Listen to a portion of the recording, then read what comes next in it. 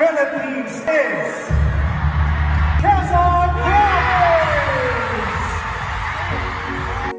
Who will be your next queen? This is Miss Universe Philippines 2026. Subscribe. Magandang araw Pilipinas and good day pageant lovers. Talagang naglalaban-laban na ang mga Filipina queens sa runway. Bawat isa ay handang ibigay ang lahat para maiuwi ang corona. Ngunit isa sa mga nangingibabaw ngayon ay si Bea Milian Winderski. Isang kandidata na may matinding determinasyon at malinaw na goal ang maging susunod na representative ng Pilipinas sa Miss Universe stage. Hindi maikakaila na si Bea Milian Winderski ay isa sa mga crowd favorites ngayong taon. Sa bawat paglabas niya sa runway, dala niya ang confidence, elegance at commanding presence na agad napapansin ng fans at pageant analysts.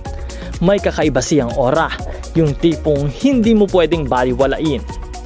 Kaya naman, marami ang naniniwala na kaya niyang makipagsabayan at higit pa, manguna sa laban.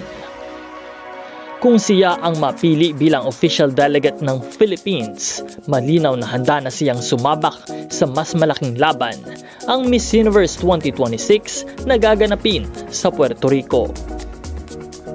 Bit-bit niya ang Filipina pride, beauty at intelligence na kayang makipagtagisan sa pinakamagagaling na kandidata mula sa iba't ibang bansa.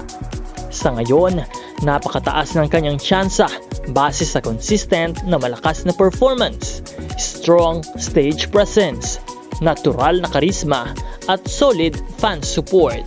Ngunit tulad ng anumang pageant, ang kanyang laban ay hindi patapos hanggat hindi dumarating ang finals night.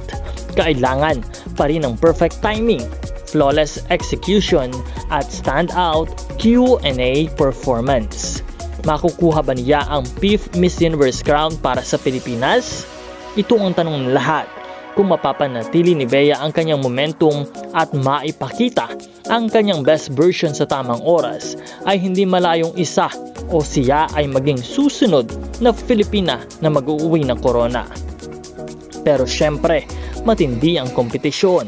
Kaya bawat galaw, bawat sagot at bawat performance ay mahalaga. Ikaw, ano ang masasabi mo? Malaki ba ang chance ni Bea na maiuwi ang corona ng Miss Universe of Philippines at ganun din ang Miss Universe crown?